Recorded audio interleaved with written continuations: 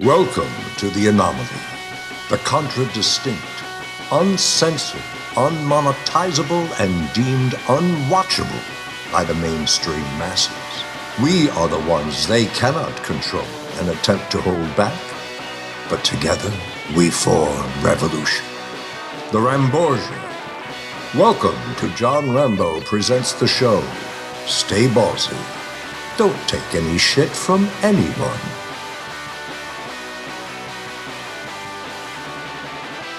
So in my area, summer has died and school has begun again. I woke up this morning, heard the buses outside, and the poor little guys being taken away. The wheels on the bus go round and round, round and round, round. It's loud, man, those buses. Yeah. Man. So do you have any memories out of the first day of school? First days of school. Oh, yes, well. the summer ending and going back. What are we talking? Elementary, high school, college? Did you go to all of those? I went to all of those. You made it through all of them, huh? Yeah, I've been out of school for so long. Remember, I graduated college in 72, so my perspective on going back to school is different than most. Yeah. You know, right. I couldn't wait to get back to college. Okay. Guess you're having some good times there. Oh, yeah, college was the best. Yeah. My elementary schooling was parochial school, and I walked. I didn't take the bus. I didn't want to go there. I wanted to go to school with my sisters. But I was the boy in the family, so I had to get the quote-unquote superior education. You had to go the boy route. Yeah, suit and tie. You know, you're 10 years old. You got to wear a tie and jacket, a blazer with the emblem. The school you went to, is it still around? Do you know? Went to St. Ursula. Is it still rolling today? Are they still It's up there? Really? Yeah. Wow. Okay. The Catholic school I went to, a couple years after I graduated, they shut it down. Oh yeah. So there's no more. I'm one of the few survivors left. Controversy? What closed it down? Just lack of funds. I don't think it was anything. It wasn't like any of those priest controversies you hear out there. I don't want to cast aspersions or anything. Or no, of course what may or may not have happened to me in my youth explains how I am today. Hard to believe that the like Catholic Church was hurting for money, though. I don't know. I don't know what happened exactly. I really couldn't tell you. But the church remains, but the school portion is gone. Uh-huh. But yeah, going back to school is always a bummer for me. I didn't have a good run of school, personally. No. The summers were always really fun. Yeah. Especially like junior high age.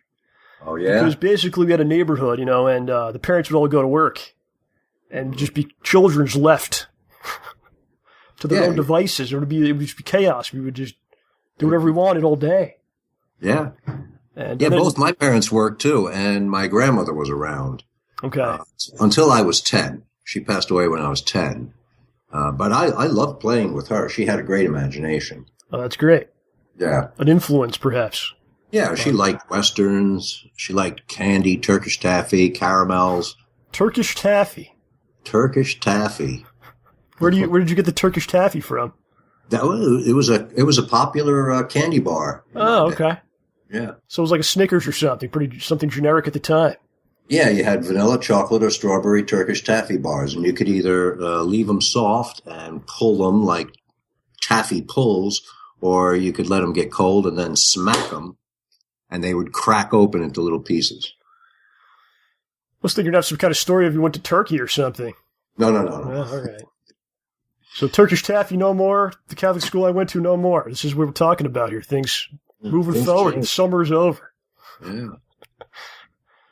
Well, yeah, we were just kind of left to our own devices, man. Especially that junior high age. You're old enough not to have a babysitter anymore, but you're not old enough to get a job yet. Well, I didn't have junior high. See, those were the best days. Went to 8th, and then I went right to high school.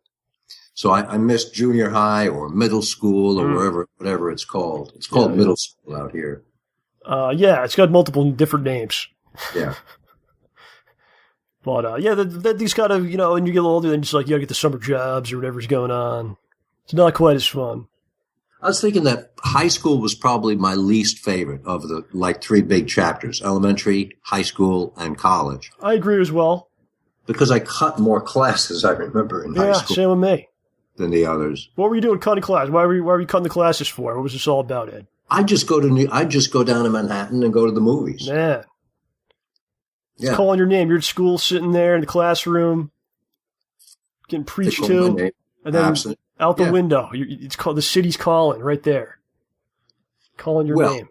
Yeah, but I knew how to forge my father's signature, so I would write a excuse note the next day. Yeah. Yeah, I didn't do well at the high school, man. I would leave quite a bit. You know, it wasn't good looking back on it. Like, I really just kind of rejected everything about it. Like the classes, just getting up early to go. Like, I would purposely sabotage it. Like, I would stay up all night, and you know, I don't know. The whole thing, I just kind of checked out, which isn't a good thing to do. You weren't on any extracurricular teams and things like that. No, yeah, like I said, I just rejected everything they had. And the school we went to, me and OJ, it's actually, I think, the second smallest in New York State. The second smallest public school in New York State. Yeah, so they didn't really have a lot of stuff. So what they would do is, like, if you really wanted to be in a certain club, you would have to get on a bus. They'd bring you to this other school. Oh. That was, you know, maybe 15, 20 minutes away. And you would be part of, like, their clubs and stuff. So, you know, I'm not making excuses here. I just, I wouldn't have done it anyway, but yeah. I think a good thing to do when you're in school is to have some kind of focus of something you enjoy, find something you enjoy. Yeah, I wasn't a joiner though. I wasn't into the sports. Same here. You know, that's what Archbishop Stepinac was about. Mm. Fordham Prep I went to for 2 years, then I went to Archbishop Stepinac for 2 years. And I really I wasn't much of a joiner. Did you do the drama club? Huh? Did you do drama or anything in high school? No, that's the interesting thing is that Stepinac did have a drama club, and the sister schools would come over, and that was the only opportunity. That was the only extracurricular where you could meet girls. And that's all that was on my mind. But it was in senior year high school that they had an announcement over the intercom at the end of the day that a sister school, Marymount, was I've heard of that. I think they closed that school. They closed Marymount? I believe so, yeah. On the hill? I think so, yes. Oh. Well, that's where I started my theatrical career, because they were casting a play called Royal Gambit, and the central character was Henry VIII. And they just couldn't see a girl playing Henry VIII. So they put out a call to the brother schools, and I thought, hey, I haven't done anything. This would be a nice opportunity. And I went over and I auditioned, and they called me back, and I had the first act memorized, and I got the part. And it was just a great trip. It was, you know, I was surrounded by girls. They'd never had a guy in their halls before. How did the girls feel about surrounding you? Oh, they used to sneak into the balcony. They'd whistle at me. Wow, look at this guy. Yeah, it was a trip. And that's great. I had a kiss or a hug with every one of the girls playing his wives, you know. Was that part of the show, or just something you told them that you had to do? No, I told them I must make out with each one of my wives. I'll never forget when the nun stepped in to show how an embrace was to be, and I'm hugging a nun, and I'm thinking, this is insane. The nun was showing you how to do a proper embrace with the opposite sex. Yeah. Okay, sister. She had some experience in this. Apparently, more than I did. Maybe she's one of the girls that was hooting and hollering at you from up in the balcony. You didn't know. It was the nun up there. Right. She's supposedly married to Christ, so maybe she was cheating on him. I don't know. Oh, man. How about high school? Do you remember high school, like how the kids were? Do you remember, like, did you find it was true? There's groups, different groups of people kind of pick sides, and the jocks and the different classifications. By high school, that was I had one best friend in high school, Fuzzy Drake. And you still know him today? And I still know Fuzzy today. Oh, that's great. And he and I got each other through high school. So it was a rough go for you. Band. We started the rubber band. The rubber band. The rubber band. I got to send you a picture from that. Oh, definitely, man. And that was our extracurricular, that kept us entertained. Yeah, same with me, man. Like I had a rough run, so my thing was like I would just play guitar when I got home, or really got to find something that you enjoy, like we said, to get you through like whatever you got to go through, and put your focus to something that you dig, and always know at the end of the day it's there for you, no matter what happens today, how bad it may be. At the end of the day, I got this one thing I could do that I'm going to enjoy, And that's what it was like to be in rehearsals as Henry VIII for this, because I had to take a bus and a train to get to Tarrytown, to get to Marymount. And I think we rehearsed that play for like 2.5 months to do like 3 or 4 performances. And I wouldn't get home till like 8 o'clock at night. But I loved it. But you were crafting, learning. Yeah. Man, at the time, do you realize that? Do you realize, like, I'm getting better at this, or it's just, I like doing it? Sometimes you don't even realize that. Yeah, no, I didn't. I thought this is just memorizing lines. Right. But when I got to college, as an English major, I kind of had my eye on the theater department because that was such a good experience. And within 2 weeks, I think, of my freshman year, I declared speech and drama as my major. Off to the races. Yeah. Well, the thing about school, you got to realize, everybody out there, man, maybe you're going back to school, you're not too happy about it. Maybe you are happy about it. That's great. Yeah. Go for it, man. If you're not too happy about it, it goes very fast. Like, it's ridiculously quick. Seems like a long time, 4 years of high school. But, like, 4 years, not really much. You think about the grand scheme of things as you get older. It's like 4 years isn't really that long of a time. Do you think about it? It's true. And you really won't see any of these people again. Like, I went to school for 4 years. From that entire experience, I only talked to OJ and one other person. And like you said, you got one guy. Yeah. And I'm sure for a lot of people, it's nobody, right? They don't even talk to anyone that they. And we transferred at the same time. We were both at Fordham Prep for 2 years, and then we both transferred to Archbishop Stepinac. So we were. He was the only one I knew through the whole 4 years of high school. He's your bromance here. Oh, right. And Facebook reconnected us. One of his sons said, "Hey, Dad, there's this guy, Ed Trotta. That rings a bell. Didn't you used to know him?" Fuzzy said, "Yeah," and we could reconnect. Okay, how long ago was this? This was when I was in West Virginia, so it was sometime between 2008 and 2010 that we reconnected. So you guys kind of fell off for a little bit, and then you got right back on board there. Yeah, it was That's probably great, a 30-year gap. That's what it's all about. I think you're there to learn, and you're supposedly there to learn things and whatever you got to do. Talk about your future a lot. But yeah, if you can make some kind of friendship or some kind of bond with someone, that's a great thing to come out of it. Yeah, but kids, the most important thing is that John's right in what he said. 4 years is not a long time. No, it ain't. When you're there, but take it, enjoy it while you can. Yeah. Well, if you're like 16, 4 years is a long time because that's like a great percentage of your life on Earth, right? That's true. Think about it, so it seems like, oh man, that's a long time. Right. But remember, school is the time where they're putting stuff into you. Once you're out of school, everybody spends their time trying to get stuff out of you. Right. So these are formative years. They are, and try not to do too much damage to yourself. If you don't like the school, you don't like what's going on, try not to damage yourself too much. Because you will get out of there, and then you got a whole life to live. So be careful what you do. This is turning into a public service announcement. I'm being paid by the school board to do this. The schools, right? No, it's not true. And so is your recent short. Should we talk? Yeah, we'll talk about that a bit. Okay. I do want to say if you go to school, you need something to do while on the bus or in between classes or perhaps during class itself, you can always download this very program via iTunes or Stitcher or STAYBALLSY.com and something to check out. I wish I had something like that. I had like a CD player, I think, on the bus. Like one of those big portable CD players. You probably had, what did you have? Nothing. I had a Walkman. Walkman was probably in the 70s? Yeah. Okay, so you had something at least. Mm-hmm.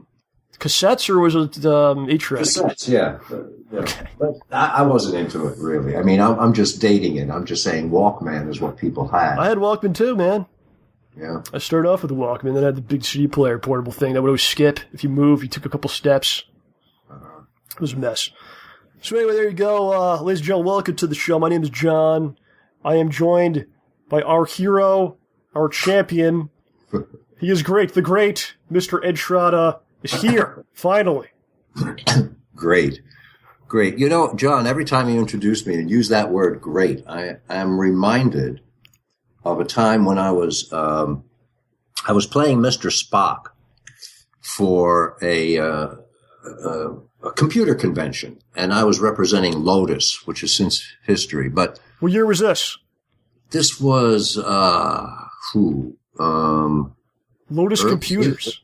88. Sorry, it was during the 80s. Okay. Yeah, and so I traveled with them, L.A. to Detroit to New York. And I just walked around the convention centers as Spock trying to get people into the Lotus room. You know, like when you're at the Comic-Con. Okay. You know, you have someone promoting. Yeah, like I said, please come to our panel. And they said no. It's like, it's like that. And people would come up and say, wow, you look great. And I would say, excuse me, Captain, but I believe your use of that word to be illogical. Great is a word which indicates an enormity of size or an historical contribution of some significance, neither of which I possess. However, my human half is flattered. What did they think about this? Must have got a kick out of it. They'd step back and say, "Can I touch your ears?" And they'd just be like, we still think you look great. Of course. May I touch your breasts? Yeah, can I touch your costume? I like it. Well, a Vulcan's ears are an erogenous zone. Man. Is that right? I did not know this. I just made that up. Oh, I got that you're dropping some knowledge here on me. I'm like, I don't think I saw that episode, Ed. No, I made that. See it. Do you know what it was called? Yeah. Trouble with triples. So when I call you great, that's your response. You have to be your response every time. That would be my response at the time. That great is a difficult word to live up to. You don't have to. It's you achieved it. At a certain point, you achieved the adjective. Is that an adjective? I think so. It's an adjective. Yeah, so you got to just take it, man. The enormity of size or some historical contribution of some significance. It's yet to be seen what I'm going to leave behind. Okay, or what I've left behind already. There's time for that. Don't worry about it. Yeah. So selling computers, trying to sell some computers back in the day. I heard you had some computer issues today, Ed. Oh, me? Yeah, what happened here? Yeah, my modem went out, suddenly I wasn't able to get online, and I was looking at the connections, and I noticed that one of the lights on my modem was not lit, the 2.4 megahertz. This was today? This was day before yesterday. Okay. So, of course, I worried about being computer ready to do this show, besides wanting to get my emails and do the usual stuff. So, and my daughter was around at the time, and she said, "Dad, why are you still leasing a modem from Time Warner? Why don't you just buy one? Uh-huh. It pays for itself in 7-8 months." So I ran down to Office Depot and got the specs for, what I needed. And they gave it to me. And it's a little bigger than a cigarette pack. Really? It's tiny, huh? It's a tiny modem. And the one that I just returned today so that I could stop leasing it was the size of, a book. A fairly large book.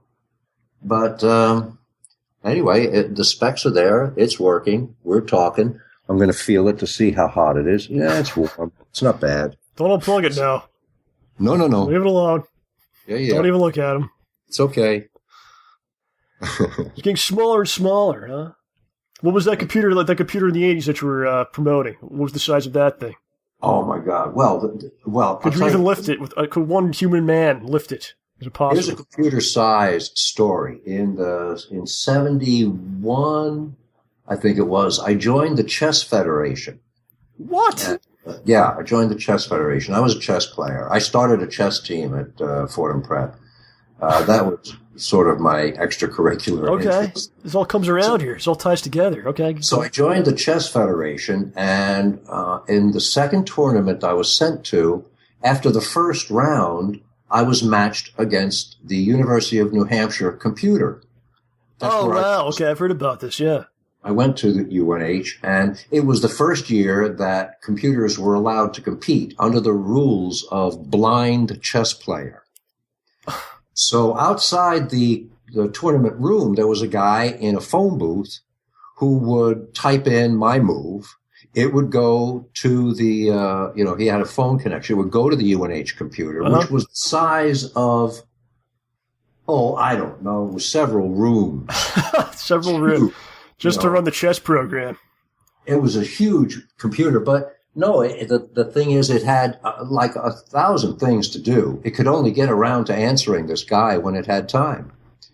So if the guy had it on, let's say, 3-3 thinking, meaning if I do this, he does that, I do this, he does that, I do this, he does that, it took the computer a long time. And so the computer was actually getting into time trouble because in tournaments, I see. Okay. You see? Yeah. So, you hit the clock. So that the guy would have to switch to 1-1 thinking, and I could see that the computer's game was starting to weaken. You found the glitch. In the machine. But it ended up as a draw. It ended up as a tie because it had material advantage, but I could not move without getting into check. But I wasn't in check, so I drew the computer, and I considered that a victory. But what freaked me out is that everybody was pulling for the computer, and I couldn't understand. This is before Terminator came out. They didn't know the dangers of computers. This is man against machine, folks. You're supposed to be pulling for me, but they thought it was so novel Look at the great machine. Yeah, they were cheering against you. Yeah, and you showed them though. So this machine is not better than man. It's not better than me. It's at least equal, but it's not better than man. Right. Did other people play the computer, or you're the only one that did? You're like the champion that they sent down there to do this, or other people tried? No, we both must have moved on since it was a draw, but I didn't play it again. So it was a tournament in which the computer was a competitor in the tournament. Right. Oh, that's weird. Yeah. It's 71. This must have been like mind-blowing for people. Yeah, it was. It was. I can imagine that. Big old IBM computers, Do you still play chess now? There's online chess. You could play. I do. Yeah. Oh, you do? Yeah. We didn't know that you're a chess player, Ed. We're learning things. Do you have a certain chess player that's your favorite? Or you never got into that? Oh, Bobby Fischer. Okay. I mean, how can you not? Better question is, what's the best chess movie? Did you ever play in New York, like on those tables they have in the parks? Oh yeah. That's awesome. Those guys are killer, though. Those guys. They're there. They're there all day. Man. They have their clocks, and they say, "So, what do you want? A 5-minute game?" and that means 5 minutes to play the whole game. That's how fast. And they play for $5 a game. I've lost some money that way. Those guys are sharks. Oh, you played for money? Yeah. That must be they must do that all day. Is that their some of them, maybe it's their income? You got it. Man, that's cool. I dig it. Getting way off track here. Players are either ex-cons, because they've spent a lot of time, or guys who spend like 6 months on a trawler, fishing boats. Yeah, and all they could do. I like the game. I'd like to play. We should play sometime. Do you know a certain? We'll talk about it off air, but okay, all right. We can find a program or something. I'd like to play. We'll record it and show it on the show. All right. As you beat me in like 5 steps. Okay. All right, so we have a nice show for you today, ladies and gentlemen. Ed is here, of course. We're going to get into some Subway tweets later on in the program. Have you heard the Subway tweets on the previous shows? Yeah. Your last show was Taste Fresh, Fresh Taste. I forget. Yeah, whatever the slogan is, I can't remember myself. Boy, Subway took it on the chin for that. Well, we're gonna read a couple more this week at the end of the show. It's amazing how many complaints there are on a daily basis about Subway, about various things, just on social media. It's a human experiment, Ed, is what we're doing here. You didn't cover the waterfront on that issue last week? What's... No, this is an ongoing thing because there's just so many every week. I see. Okay. You never worked for Subway or anything, right? So I can get you in trouble, I hope. No. Sometimes we defend them, too. It goes both ways. Well, when I moved into this building, there is a Subway sandwich shop right downstairs. I like Subway. I go to it sometimes. I got no problem with it. But I just find it interesting. This tweeting that goes on about them. So we'll do that later. Sadly, OJ's not with us today. He has a family matter to attend to this week. And, I'm sure he'll let us know what's going on. But our thoughts are with John and his family there. Wish him all the best. He'll be back. Speaking of OJ, we put out a new video a couple days ago. It's called Tap Water. I wouldn't say it's our best efforts to date. But, Don't underrate it. But if you check it out, I might get a chuckle out of it. We were just hanging out on Saturday. And we just decided to put something together real quick. And that's what we got. It actually had this whole other part to it, Ed, where I was in it. I had this bad wig on, and and you were an apparition? No, I was a character in there. Oh, okay. And if you actually watch it, when the car comes out that hits OJ, if you pause it, you'll see me with the wig on in the car. But spoiler alert. Well, it was cut. My whole part was cut, so not a big deal. Okay. So the whole thing had this whole other concept about it. But my part was so badly done. Basically, when I was doing it, someone might have called the cops, I think. The cops came, and we're in this big parking lot that we usually filmed a bunch of stuff at in the past. But I'm doing my stuff, and the cops come, and they never got out of the car, but they just parked, facing me. And I could see the cop in the car staring at me while I'm doing this stuff. And I was chugging bottles of water and all kinds of things, and it just came out. It looked really bad because we had to kind of do it quickly and get out. There you go. So I cut all that stuff out, kind of changed the whole concept to like a PSA parody, and I wasn't going to put it out, but I decided, I want to put something up this week, so we did anyway. And there you go. But after I uploaded, I watched it a few times, and now I have this whole other idea of what it could be. So we may go back and kind of redo some things. You may get Tap Water version 2 at some point. I don't know if that's something anyone wants, but I'm mostly here to entertain myself. So you may see some additional Tap Water skits in the future. Okay. Yeah. This is really, really important stuff, Ed. Well, my dentist told me that tap water was good for you because it has fluoride in it. My doctor told me that tap water was not good for you because of all the bacteria in it. But didn't they turn on fluoride at some point? They were like, wait, fluoride's not good. Well, at some point, yeah, you could get too much of it, I suppose. And there's always tubes of fluoride toothpaste. And you must get some of it because you shower with the water, right? Right. So some of it must get into your system. I don't know. I just find the whole concept strange. Can't drink this water. You got to buy the bottled water. So there you go. That reminds me that someone advised me never to shampoo in the shower because most shampoos promise you extra body. Yes. So if you shampoo in the shower, it means you're going to get fat. I got to write this down, Ed. This is why we call you great here. So there you go. So Ed. Yeah. We didn't get you in last month, so we're going to try to get you in twice this month, make up for it. You were a busy guy last month. What was going on? You had a gig of some sort. Tell us what was happening as much as you can. I did have a gig. I had a gig with Blizzard. Blizzard. Very nice. Blizzard. For all you guys out there who are fans, I know. But, here's another one of those. Yeah, I worked for Blizzard. I did some voiceover, and I cannot tell you what I did because of their non-disclosure contract. So I don't know what speculation this is going to encourage, or what gossip or what hints. I asked, what can I tell my peeps? What can I tell people? Right. And they said, well, you can tell them you spoke for us, but we'd rather you not say who or why or how. And I can't remember the lines anyway. Yeah. They're all non sequiturs. Let's rewind a little bit if you can here. So you have do you have like a contract? Well, I don't know if you could talk about that, but you basically have some sort of agreement with them. Right. What happens? They just call you and say we need you tomorrow, and then you're on. Is that how it works? Well, they give me a little more notice than tomorrow. Okay. But you really have no idea what they're doing, what they're working on, what's going on, and then all of a sudden you'll get a call and they'll say we need you next week.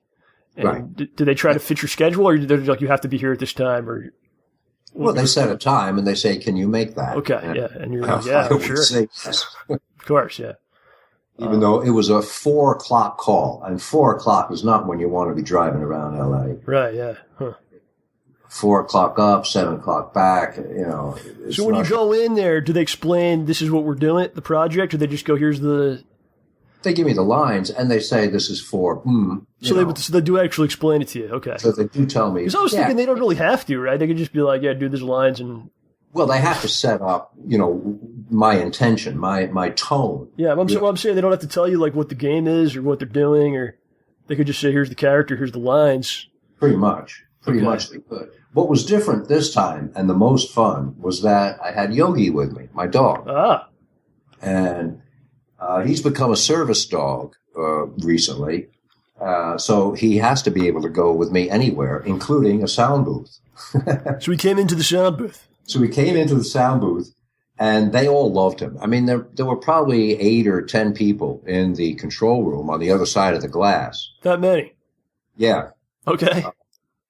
Well, there's a lot of guys on machines, and there's the director, Andrea Toyas, and she just loved Yogi. She just thought he was the sweetest animal. The way he was looking at me, look, she would say from the booth, she would say from the control room, look at the way he's looking at you. And the reason he was looking at me odd is because as far as he was concerned, we were alone and I'm speaking on the microphone and he's looking around like, Ed, who are you talking to? That's awesome. And he was quiet the whole time. No, I'm the only one here. I've never heard these words before. Where is out or walk or food or right. ball?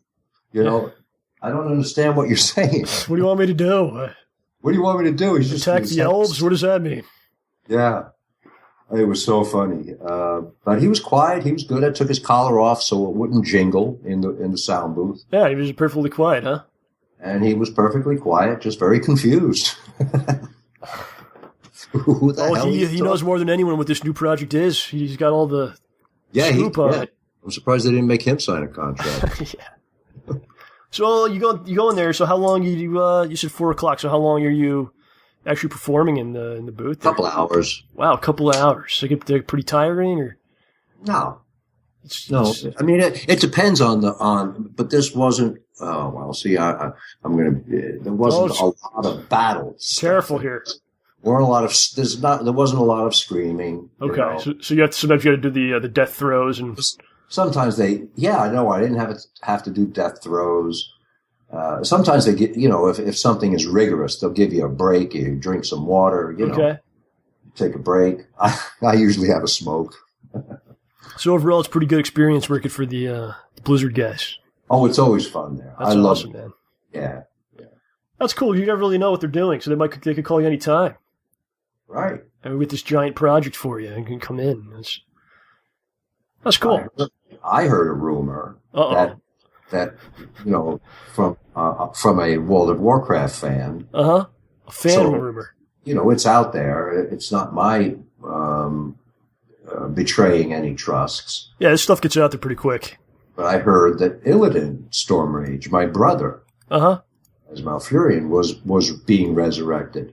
And I asked them about that, and they said, oh, well, we posted something about, we showed a scene where someone goes into Illidan's crypt or something, and they give him some potion, and so I understand where that comes from. But whether that's going to be true or not is yet to be known. But it would be nice, because if Illidan resurrects, I would have more to do as Malfurion, I would imagine. I'm the one who put him away in the first place. Oh, I didn't know this. I don't know the lore. One thing I do want to mention, I don't want to get you in trouble here, but I was reading some interview that you did with some website about Diablo back in 2011, and they were talking about how they changed the what was the character that you did in Diablo? Tyrael, the angel. Right, yeah, they basically, you were the original voice and they gave it to someone else. Right. So I was reading this interview that you did with somebody, and then in the comments, there's all these people saying how much better they thought you were than the second version. Just put that out there. Just put that out there. We like to say different, I like to say better. Yeah, I was a better Tyrion, but that's not how it rolls. But I saw some comments, people saying all kinds of great things about you. So there you go. Well, that's nice. The fact is that I was in West Virginia, being artistic director of Summit Stage 2, and when they were doing the voiceover for that, and I heard about Diablo 3, and I asked, and I don't know if it was that they, I was unavailable and they didn't want to fly me back, or whether they really just wanted to go in a different direction with the character. Yeah, it's got to be something like that, because you're still doing Furion after all this time, so they obviously like working with you and everything. So, I don't think it was like something like that. I didn't bear any grudge about it. Yeah, I've heard that often enough. We're going in a different direction with the character. There's Dustin Hoffman in Tootsie, where he's trying to be a successful actor before he discovers he's more successful as an actress. Yes. But he's auditioning, and he says, "Am I too short? I can be taller. Am I too old? I can be younger. Yeah. You want somebody older? I can be older. You want somebody? We want somebody else. We want somebody else." Well, I've had women tell me this, Ed. Going in a different direction with another character. It happens all the time. Yeah, it's all right. Take it personally. But I hate when I hear that. You can't take it personally, because that's all that's on the block is the person. Take it however I want to take it. When you're an actor, how else am I supposed to take it? Medically? Philosophically? The person is all that's... Yeah, the person is all that's being evaluated. So how can I not take it personally?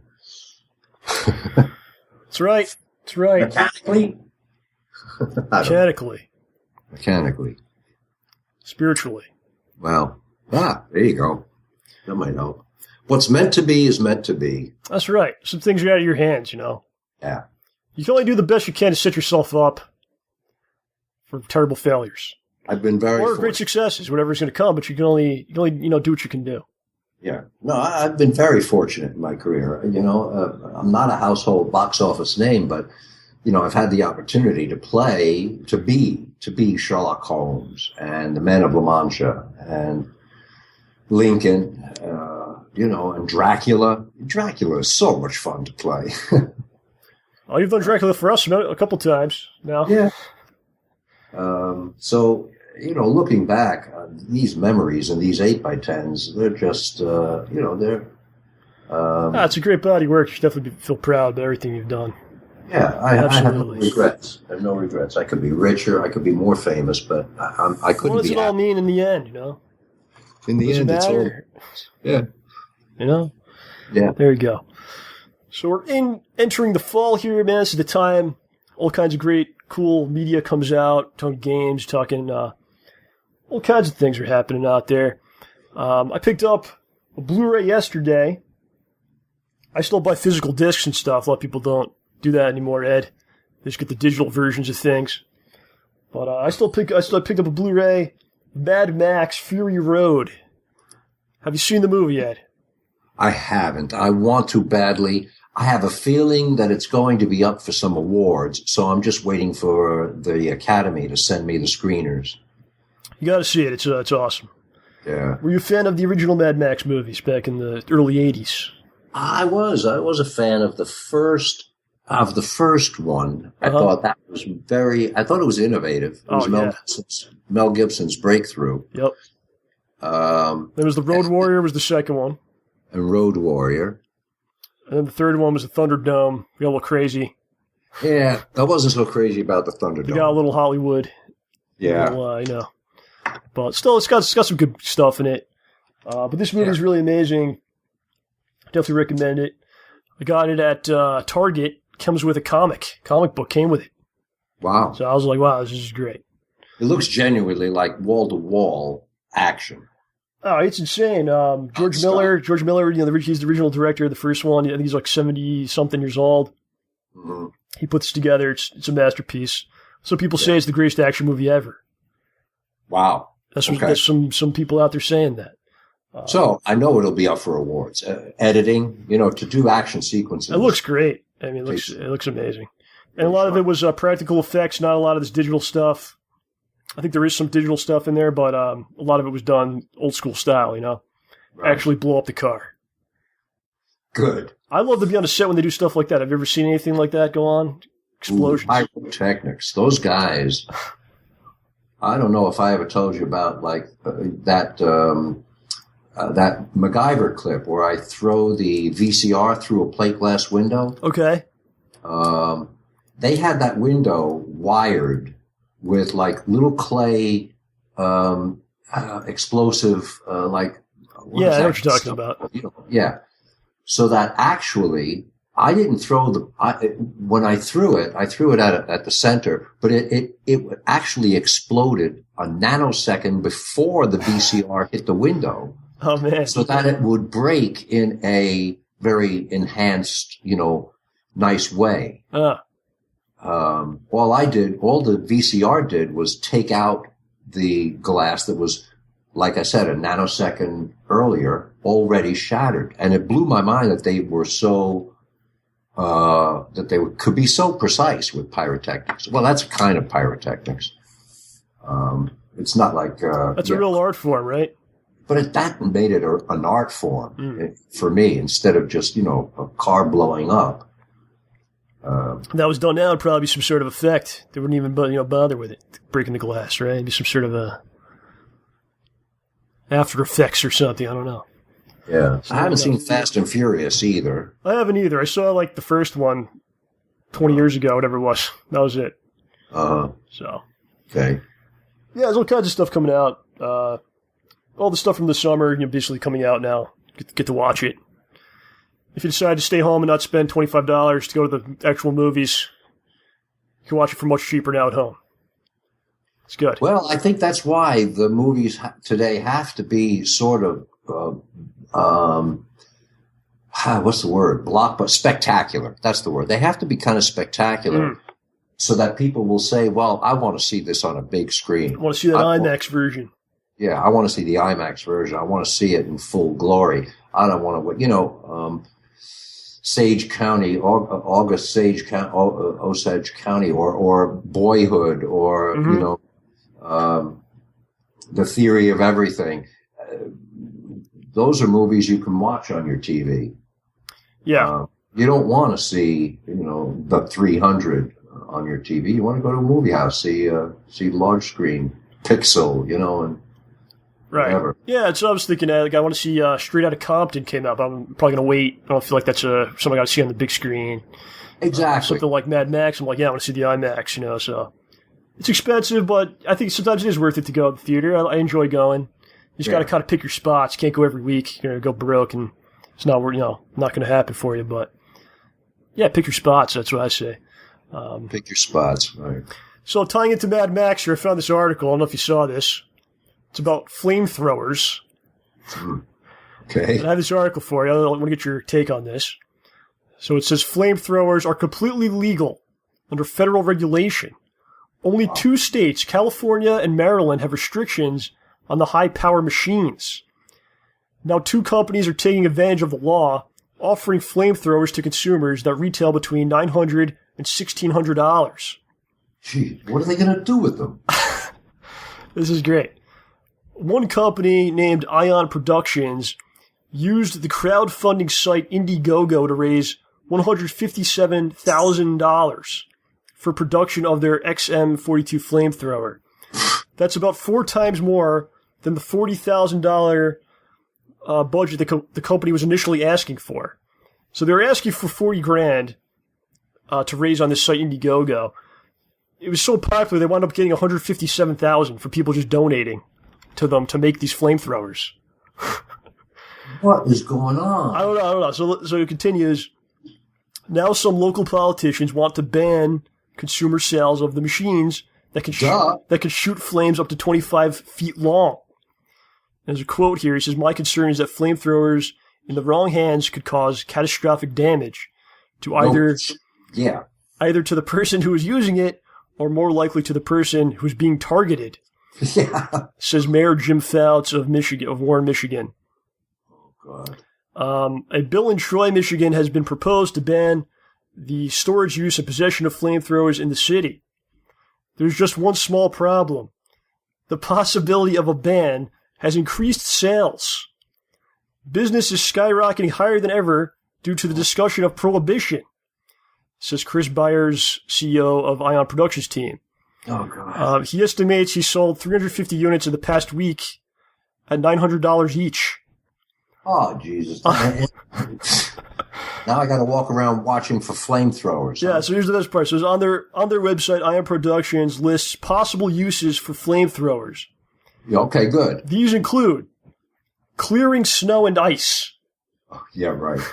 So you no longer need a shovel, just... No shovel. Just torch the fucker. Just torch. What do you torch? They can't torch like the house with the snow on it. I would think. Maybe, dry. Yeah. Oh, you burn that though. I don't know. The lawn? I have no idea. Yeah. The second one is eliminating weeds between pavement cracks. Please. You need a flamethrower to de-weed, huh? All right. Controlled burns / ground clearing of foliage agriculture. Oh, yeah, we all need that. I'm sure there are 900 people out there, clearing foliage. No, this whole state is practically on fire already.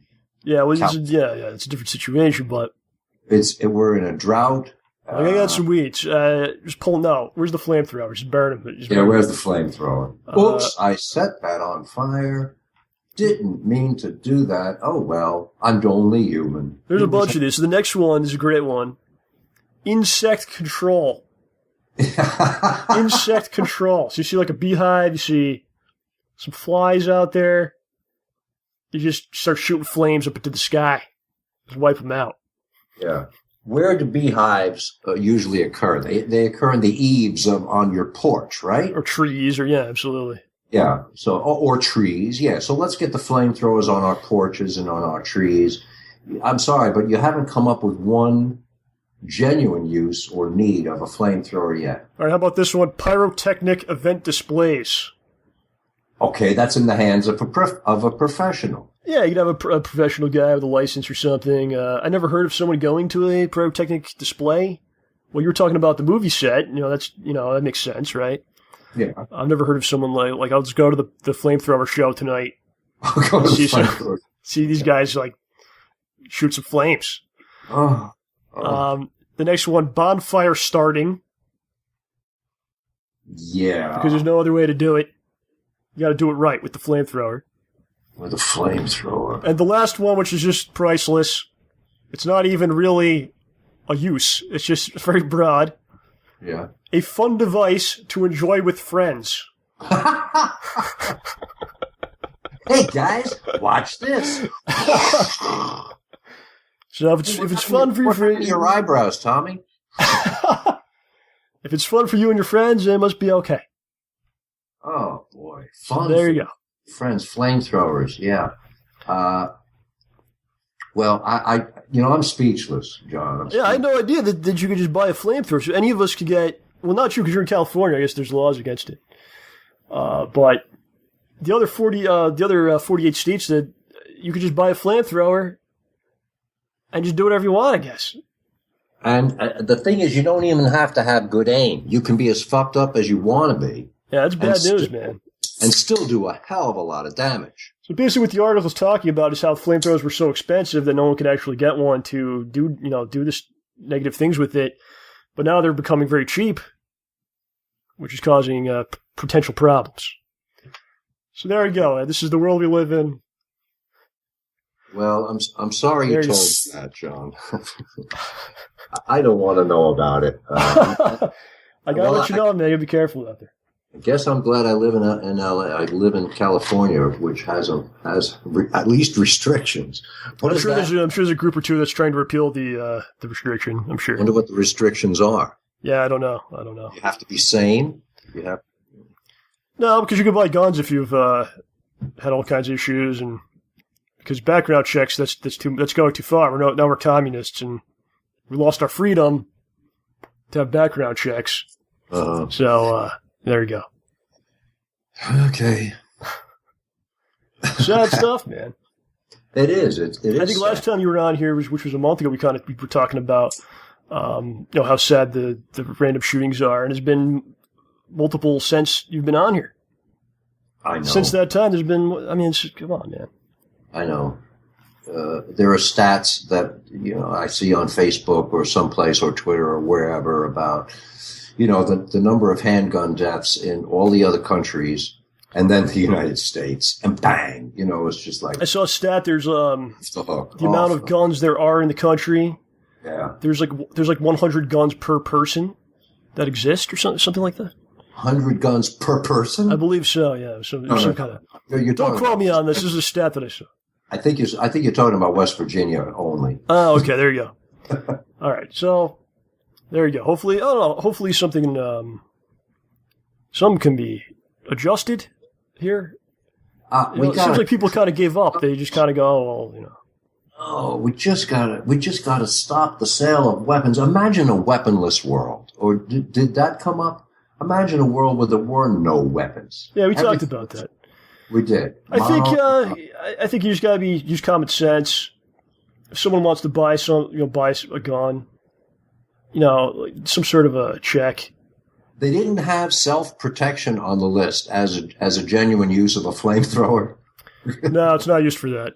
That's where your gun comes in. Self-defense. So. That's where your other weapons that you have, your grenades and things. Yeah. Okay. But there's so many things in life where you try to do something, where you get a job, or you try to get health insurance or whatever. There's all kinds of checks and all kinds of things you got to go through. Right.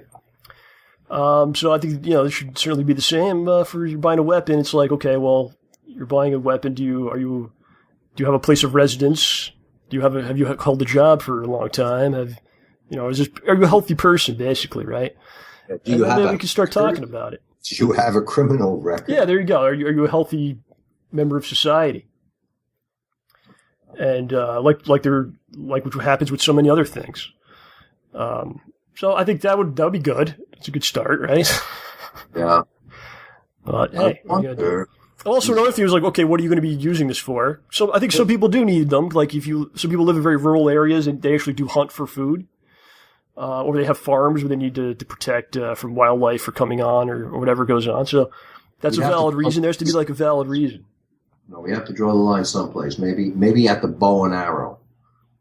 At the flamethrower. Nothing with gunpowder or above. I don't know where to draw the line. I just had an awful thought that the flamethrowers are being sold to terrorists. You know what they call now we're getting into it here. That would be an awful thought. Let's move away from this. Yeah, okay. Hey, let's turn it around. Labor Day's coming. Is that what's coming up, Labor Day? Yeah, Labor Day. All right. What do you got any plans? Let's talk about Labor Day. I always put Labor Day and Memorial Day mixed up. Same I know here. It's Labor Day coming on. Yeah, what's going on with Labor Day? Anything happening? Well, my daughter and I are going to go see a show on Friday night, Bootleg Theater. I think her boyfriend's coming down from North Country, and so she'll be occupied for the rest of the weekend. What else am I doing? I've got some meeting plans, group plans. I think there's a party here at the Emerson, a rooftop party, and the opening of the Broad Museum right next door to me. What is this? Is happening. And I'm not exactly sure when, but I have an invite to their pre-opening extravaganza. I just wait for the invites to come over the internet and print my ticket and go to something. We had a Los Angeles Food and Wine Festival in front of my building this past weekend. And that was fun. And then, they had a summer music festival at Pershing Square, which is about, 5-minute walk from here. America played. I think Roots. The band played. America? the band America. Wow. Yeah. The Roots, yeah, I know that's the guys of the Tonight Show. Is that who they are? Right. Yeah. So there's always something happening. I know what I wanted to tell you about. I had a reunion with a girlfriend from 1972. Man, what is this about? Yeah. Some Chicagoans were getting together at Taste Chicago, Joe Mantegna's wife's restaurant.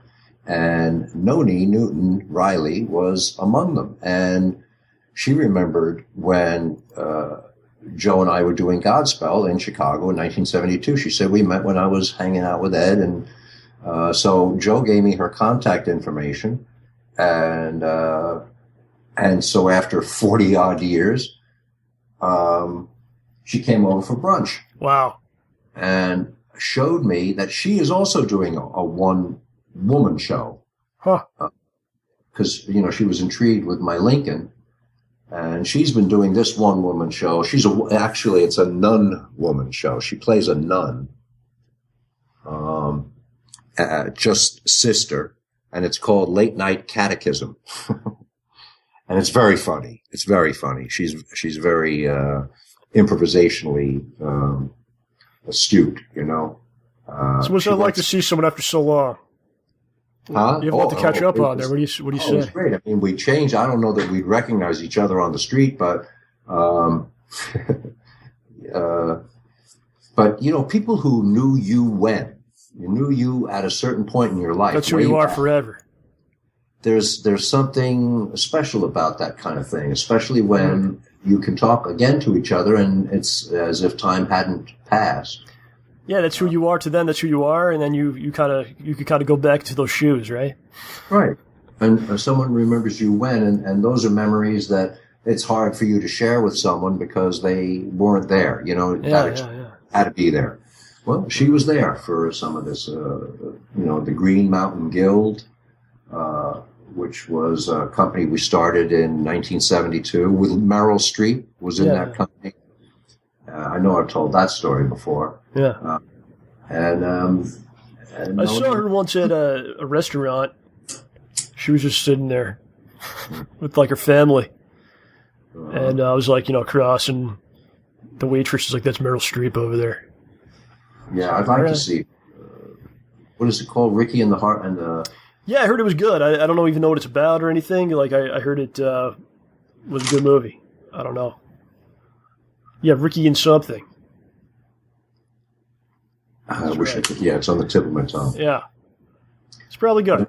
I saw something with her. They said she was never in a bad movie in her entire career. I guess that's true. I was reading something about that. So a couple things on your fan club Facebook page I want to address here. Yeah. Somebody posed a question to you.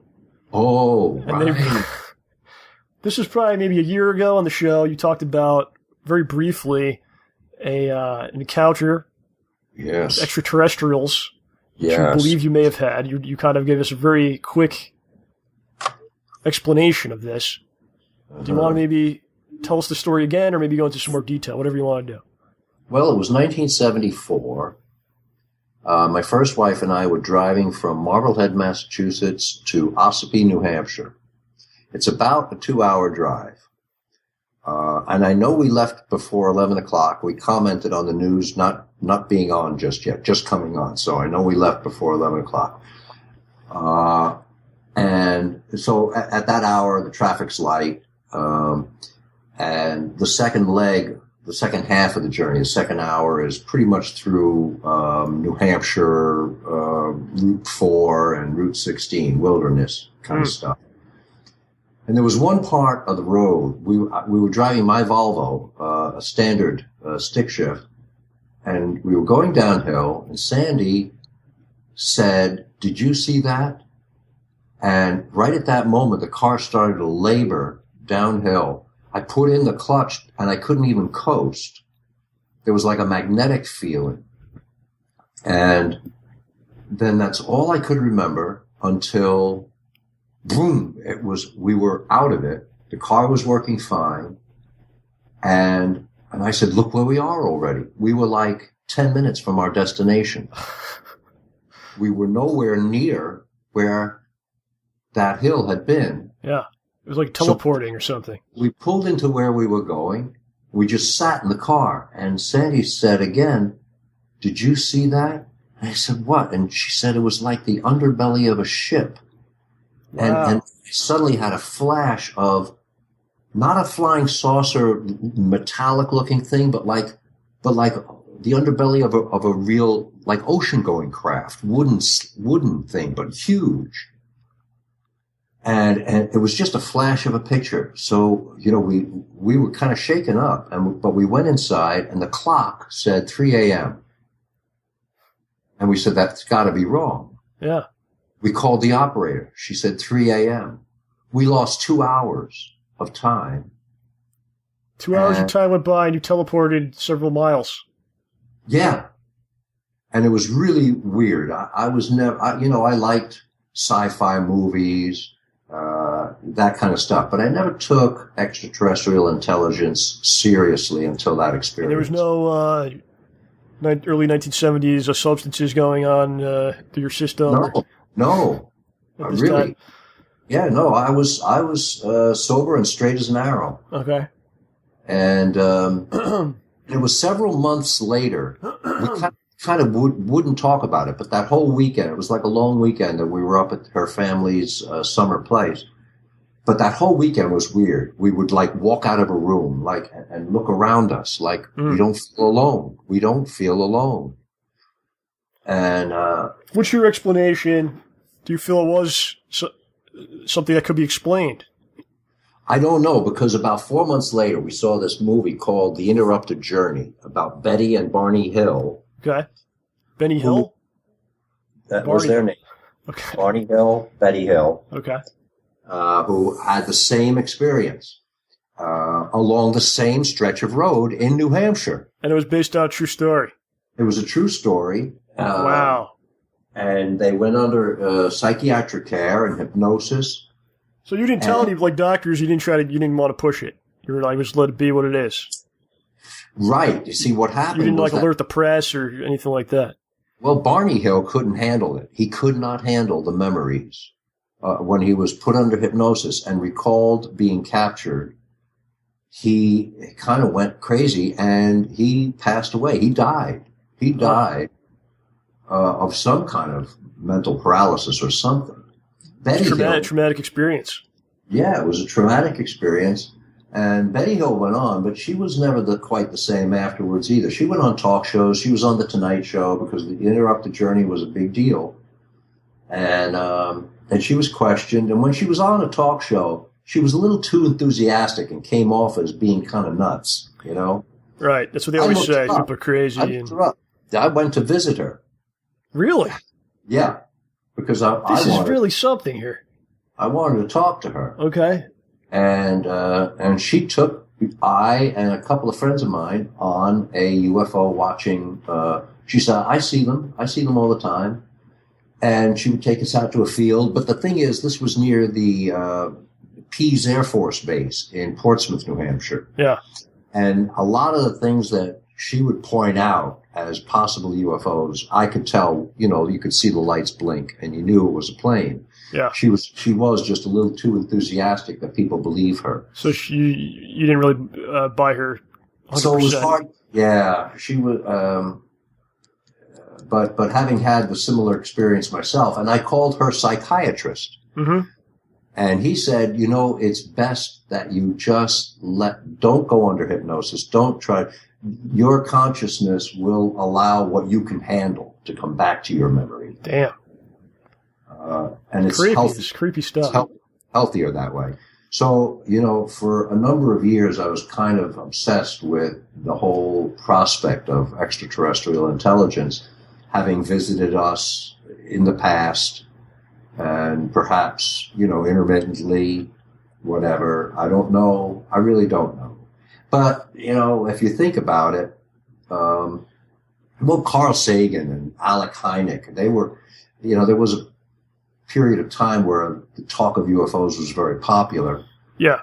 And Carl Sagan's point was, well, what do you think would be more unusual? For there to be other life, or for mankind to be the only life in the universe? Yeah, there you go. And it's really harder to imagine that we, mankind, is the only intelligent life. We like to think that way. That was very special. Yeah. We're very unique and the top of the food chain, or whatever you want to, however you want to put it. But that would be even a longer shot. Yeah. Than that there is intelligent life elsewhere. Was there any other people that had a similar experience on that stretch of road besides you, besides the people that did come forward that you've heard about over the years? I can't say that any that reached public knowledge. Would you ever return to the road? Have you never gone back? Oh yeah, I've been back to that road. You went back? Yeah. Did you try to see if it would happen again, or you just... Well, not long after that came out was Close Encounters of the Third Kind, Steven Spielberg movie. Uh-huh. And that was very well researched and close to the bone. The Richard Dreyfuss's character was full of, I know something and it's important, but he couldn't figure out what it was. He kept making this mountain out of mashed potatoes and earth from his backyard, and was drawn to Devil's Tower out in the Nevada deserts. And that's where a mothership did land. And Alan Hynek was in that movie. And Alan Hynek used to be a guy who was hired to debunk these sightings. He was the guy who... Did he work for the government? He worked for some company? What was it? I guess it was a government position where he would be sent to a place where there was a sighting or multiple sightings, and he would try to come up with some reasonable explanation. And he said, when I found myself saying this is a case of swamp gas uh-huh. that had risen and reflected some ambient light or whatever, he said, when I found myself saying that, I had to say no. Now, I don't. He turned on him. I don't even believe what I'm saying. He flipped the other direction on it. He went the other direction. He said, "Yeah, it's happening." So he was in the movie Close Encounters as a consultant, as a specialist who was, brought on board to understand what that meant. Do you want to know what's going on out there? Do you have a desire to know the answers to what's going on? Is there other life? Do you feel like you want to know this before you leave this earth? Do you want to know? Find out. Are you fine with the mysteries of life? What would be nice is if discovery of that on a real solid level would unite us in a common cause. And instead of country fighting country, we would have a common, not enemy. I don't want to say enemy. Because I want to think that'd be bad, like a galactic fight. Yeah, that's not. Yeah, good. I don't want a galactic fight. We do have flamethrowers at our disposal, though, if we need to. Yeah, that's why we're getting flamethrowers. They didn't list that, huh? Defense from extraterrestrials? They might as well have. Yeah. They leave that up to you to figure out on your own. Right. Oh, well, if they said, would you like to come with us? What would you say? I'd probably go. I mean, I'm not doing anything too special here. Well, it depends on the situation. If they're like, we're taking thousands of people, I'd be like, forget it. But if like, we want you out of all the people here, then you have to do it just because there'd be some sort of an honor in that, right? Oh, I might be just the opposite. I would go if I could be with a bunch of other humans. Yeah. If I had. Well, if they're taking like thousands, I mean, what is the? I don't know. I saw a lot of Twilight Zone. Oh yeah. There's the one that how to prepare man. What was it? How to prepare man to serve man. To serve man. Yeah. Right, to serve man. I probably wouldn't. No, I probably wouldn't. It's a cookbook. I probably wouldn't go. It's not that important to me, honestly. Like the things that are important to me are here. I'm fine. I don't need to go. You could go. Wow. So certainly something there. Can I take my daughter with me? You'd have to have some sort of negotiation process. Come back if it's possible. I don't know. Uh-huh. Wasn't there a news story a couple years ago where they were trying to get people to go to Mars and you could never come back? They were trying, say that again? There was something with Mars where, this might be my terrible stats, like my 100 guns per person. I don't know if that's true. But I remember some story, I think we talked about it on the show here, where they were trying to get people to go to Mars. Or people were volunteering to go to Mars, or something like that. Uh-huh. And the final, the red line there was that you can never come back. They can't guarantee you're ever going to come back to Earth. And there was like thousands of people that were saying, "Yeah, I'd go. I want to go." I think it was like Russia was going, or some other country was doing this. No, I don't think I want to do that. Yeah, it was some story about that. I can't quite pull it out, but it was basically a lot of people were saying, "Yeah, I'd like to go," and even though I can never come back to Earth, I'm going to go. There's an interesting book for those people. It's called First on the Moon, and it's about all the astronauts who have stepped on the surface, from Neil Armstrong and Alan Shepard and on. And one thing they all had in common was that when they stood on the surface of the moon, they said nothing that NASA could do could prepare us for this experience. They'd put them in studios with the globe hanging and try to recreate what it would feel like, but nothing could prepare them for it. And Alan Shepard, I think, was the one who said, "I stood on the surface, looked at the Earth, and could not for the life of me figure out why I was on the moon." He could not figure it out. Why am I here? Yeah, the Earth was so overwhelmingly beautiful. Why would anyone ever leave it? All right, so I looked this up because I don't like giving false stats. Looked it up. I just looked this up. It says guns per 100 residents in 2014, the United States, 88.8. So per 88.8 guns per how many? Per 100 residents. Per 100 residents? Yes.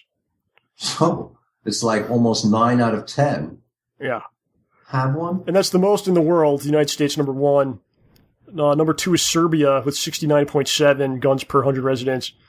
Then Yemen, Switzerland, Cyprus, Saudi Arabia, Iraq, Uruguay, Sweden, Norway, France, Canada, so on and so forth.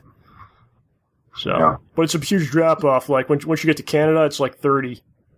Yeah. So there you go. Just I don't want to give false information here. Yeah, 100 guns per person. Someone would have to have like 10,000 guns just to compensate for the bunch of us who don't have one. Right. And how many can you handle? Yeah. Well, let's not go there either. Jesus. Okay, here's the Mars thing too. I'm just gonna fix everything that I screwed up here. Okay. Okay. This is called the Mars One Astronauts Program. Yeah. This is for anyone not interested to go to Mars. Moving permanently to Mars would be the worst kind of punishment. Most people would give an arm and a leg to be allowed to stay on Earth. So it is often difficult for them to understand why anyone would want to go. Yet many people apply for Mars One's mission. These are the people who dream about someday living on Mars. They would give up anything for the opportunity, and it's often difficult for them to understand why anyone would not want to go.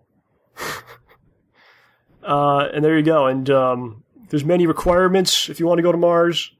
You must be resilient, adaptable, curious, trustworthy, trusting, creative, above the age of 18. You have to have a decent English level, and there's other physical requirements. And there's several rounds to this selection process. You must submit an online application. Let's see, I don't want to go through this whole thing.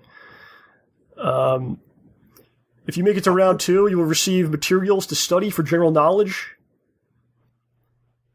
Is this a plan to colonize on Mars? Just have people live on Mars. Yeah, just a select group of people. I think it's look at 4 people, I believe, to live on Mars. This is the thing that's going on. They're looking. How many? 4? Yeah, it's Mars1.com. And yeah, it says a new group of 4 astronauts will land on Mars every 2 years, steadily increasing the settlement size. Eventually, a living unit will be built from local materials large enough to grow trees. As more astronauts arrive, the creativity applied to the settlement expansion will certainly give way to ideas and innovation that cannot be conceived now. But it can be expected that the human spirit will continue to persevere and even thrive in this challenging environment. Okay. I'd like a little more exploration of the atmosphere and the surface and the accommodations, first. I don't think we have... I don't think it's going to be very comfortable. Yeah. Even if they build something, It sounds almost fake. Yeah, this sounds fake to me. But yeah, the conditions you're not coming back. Like once you're there, you're there. Yeah. And you're going to be part of the settlement, and there you go. So I guess they're auditioning for this now? I'm not sure. Auditioning, yes. But don't take it personally if we reject you. So there you go. I fixed my Mars thing. I fixed the guns, stats. We're all 100% here. Okay. There you go. Okay. All right. Before we get out of here, man, we got to read off some Subway tweets for the week. We want to get your take on this, Ed. Yeah. These are all from this week. There was actually so many, I had to cut many of them out. There's too many to read. It would take us all night. But it's fairly insane how many people complain about Subway. And just complain in general on the internet. It's basically you have a device in your pocket. And if you have any kind of thing that's bothering you, any kind of bad experience, you immediately just, I'm going to write this down, let the world know. How do you feel about that, Ed? How do you think people would react if they had this ability, in the past? In the 60s, imagine. Well, I just want to go on record as saying that the foot-long meatball sub with provolone cheese toasted and with onion and jalapeno is my favorite. I enjoy many of the subs. Uh-huh. I think it's a case of, I think some people have bad experiences. I think some people have, maybe the expectations are too much. Like it's, it's a give and take thing. I know. Howard had a hard time with the expression sandwich artist. Yeah, anytime you try to make something seem more important than it is, it doesn't come off well, It comes off a little silly. But anyway, you make your own judgments. Here we go. Subway tweets for the week. First one here. Disgusting. Employees cleaning the ceiling over open food, toppings, and condiments. That's not good. But I thought they all had those plastic cover bins that they were all in. Apparently they're right above, cleaning the ceiling. This is from, someone sent this to Subway. I just went to one of your restaurants and an employee was sexually harassing me. Can you guys give me a free gift card? So he's just looking for a gift card. They were sexually harassed and they wanted a free gift card. That's going to make it okay. Is this a man being harassed? I have no idea who the gender of them, but... No details. Okay. No details. All right. Ordered the steak and cheese sub from Subway. Come home. Sub contains no steak or cheese, just defrosted vegetables. That's disappointing. Yeah, that's something. They make the sandwiches right in front of you, not watching? Yeah, I think some Subways are different, based on what I'm reading here. Really? It's gotta be. Every Subway I've been into, you watch your sandwich go down sort of the conveyor belt. Yeah. And you tell them what to do and no. And yeah. Okay, here we go. Why do you offer mayonnaise on your signage but give me light mayo? If I want mayo, I want mayo. Okay. All right. You're entitled to mayo. Bring your own, man. Bring your own mayo, maybe, and bring your own. Yeah, bring it home. Put your own mayo on it. Put your mayo on it. Okay, here we go. Put way too much trust in my Subway sandwich artist. She thinks cucumbers and pickles are interchangeable. They are not. Hashtag lunch ruined. Oh, brother. Well, all right. Well, someone has some delicate taste buds, and cucumbers, or she didn't say whether she wanted. Well, I gather she wanted cucumbers. Yeah, they were putting the wrong thing. I I'm so sorry. Yeah. I'm sure it spoiled her. Well, you make mistakes. I mean, I've worked many jobs for minimum wage. And you get people complain about you. It really sucks. It's like... Yeah. It's like, I'm making minimum wage. I made a mistake. It's not like, you gotta take down the emperor here or something. It's not like I hit you with the flamethrower. That'd be a good complaint. Subway, sandwich flamethrower was misused and lit my clothes on fire. Oh yeah, here's another one. This has happened pretty often. We've heard quite a bit of this over the last 2 weeks we've done this. Can you please tell me why I have a plastic glove in my sandwich? This happens quite a bit. People have pictures where they'll leave the glove that they wear, somehow gets into the sandwich. Oh. How does this go down? How does this happen? How does it go down? I guess it's hard to swallow. All right, here's a couple. Here's one with a couple replies to it. Why do Subway olives taste different than normal olives? And Subway responded to this guy, and this is kind of interesting what they wrote back. He says, our flavor profile is typical of a standard black olive. Our delicious olives are one of our customers' favorite toppings. There are so many kinds of olives. Clearly, Subway has decided on what their olive is. Yeah. And they're not telling you. But this dude's saying his olives taste different than normal olives, and they're like, it's such a weird way to put it. Our flavor profile is typical of a standard olive. Have you heard that flavor profile? Have you heard of that before? I never heard the expression flavor profile. Next time I go to a restaurant, I'm gonna be like, I want to get the steak. What is the flavor profile? Yeah. Can you explain it? Is that car check? It's pure rubber, sir. Rubber and gasoline. Okay, let's see here. You might want to tell your staff that the vouchers they get giving away expired last month. # failure. Well, the vouchers for the free cookies? I guess so, yeah. Yeah. Okay, here's one. Just had a bad experience at Subway. We were served by someone who was on their phone. They kept touching their phone and then touching the food. That's no good. But at least they were wearing their glove. I used to have a lot of people complain about me when their credit card was declined. They would complain to you. No. They would complain to someone else, like the manager or whatever. Or they call customer service or something. I had this happen to me several times, where their credit card was declined. It's not my fault. It's their you'd tell them, hey, it's declined, can't use it. I don't know why that is though. Why they would complain. They would maybe it was embarrassing, or they felt like it wasn't supposed to be declined. I did something wrong. That would happen all the time. Yeah. So I just have to be like, hey, it was just a declined card. I don't know, So, weird. Okay, here's another one. I ordered a foot-long sandwich, easy on mayo. What I got was a mayo drink included.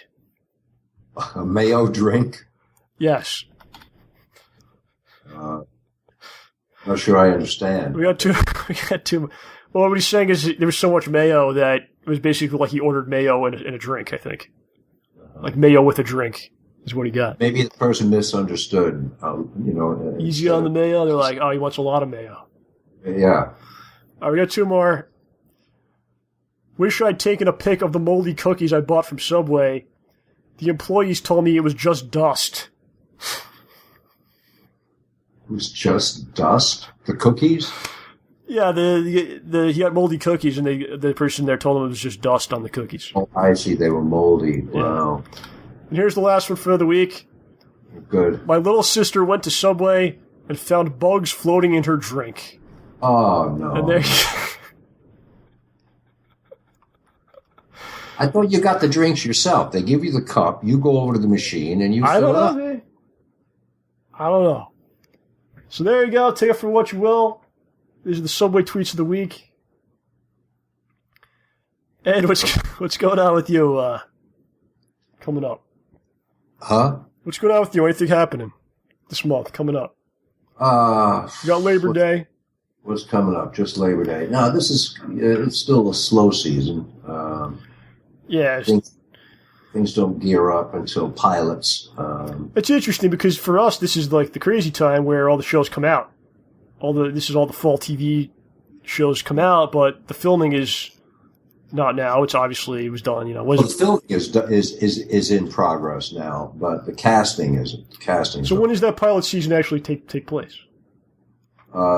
January. Okay, that'd be for the following fall. Yeah, the casting and then pilots, and then they run them to see what the numbers are, to see which pilots should be made into series.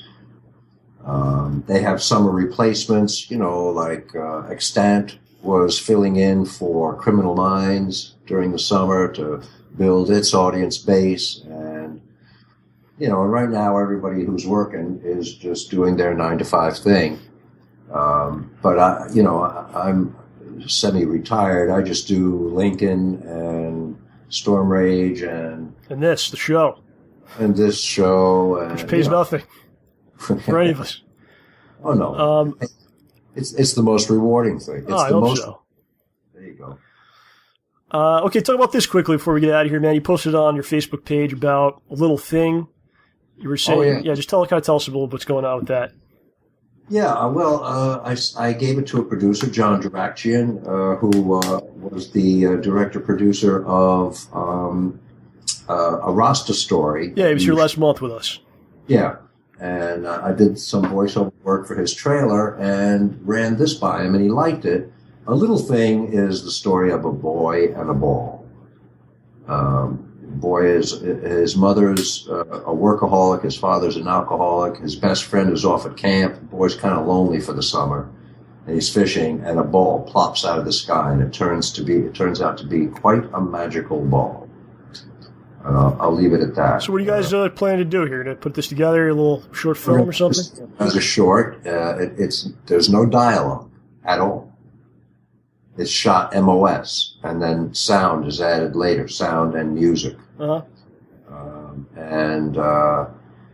It's a story of relationships. When the boy wants to find out what's inside the ball, when he's aggressive, it just doesn't yield. But when he surrenders, the ball drops in his lap from the ceiling of the bathroom, and because it thinks he's hurt, and they little by little become friends.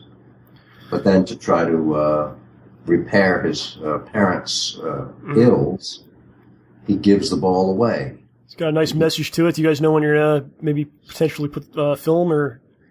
Well, we're scouting locations, and we're getting the storyboarding done for the shot selection, and casting the boy is paramount. If you need some extras, let us know. We'll get OJ on a plane and fly him out there. Okay. Put him in the background or something. Great. So I'm moving on to that kind of thing. Being on the other side of the camera.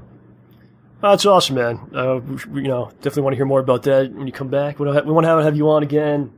Yeah. I think the end of the month of September. Okay. It's a long month. We got 5 weeks in this one. It's a monster. That's right. It's a big guy, so. Yeah. Goes quick, though. Yeah. And so does the show. Look at that. An hour and a half. Yep. Wow. We're going to wrap it up here. Next week we'll be back. We'll have OJ with us. We'll have Brian on with us. What do you think about Brian? Have you heard any of the shows with him? What did Brian talk about? Oh, Brian was the muscle guy. The strong man. Yes. Yeah. Oh, yeah. He's cool. Yeah, I like Brian. Yeah, he's doing a great job, man. So we're happy to have him with us, part of the group now, and aspiring film creator. So it's always good to talk to him. And so I'll be over here next week with OJ. See what else is going on, man. I don't know what we got planned. We'll come up with something. And that's going to do it, Ed. Thanks for coming on. Hey, thanks for having me. Hello to all the Ramborgians. Of course, check out Ed's Facebook fan club page. Follow Ed on Twitter at @Ed_Trotta for all your Ed Trotta needs. There you go, man. Or hit up his IMDb page and try to find some of this stuff on Netflix and elsewhere and enjoy it. Yeah, there's stuff on Netflix. There's stuff on YouTube. A lot of stuff on YouTube. More than I'd like. Yeah, that's how it goes. Yeah. That's like for everybody, though, I'm sure. Yeah. It's the way of the world. Yes, the way we roll. All right, everybody, get out there. Get your flamethrowers. See you next week. Get your flamethrowers. Ed, if you don't mind, say goodbye to the beautiful people out there. Goodbye, beautiful people out there. Thank you for tuning in. It's always great to be here. This has been a production of STAYBALLSY.com, the best in free and optional entertainment. Have a pleasant evening, and remember, stay ballsy. Don't take any shit from anyone.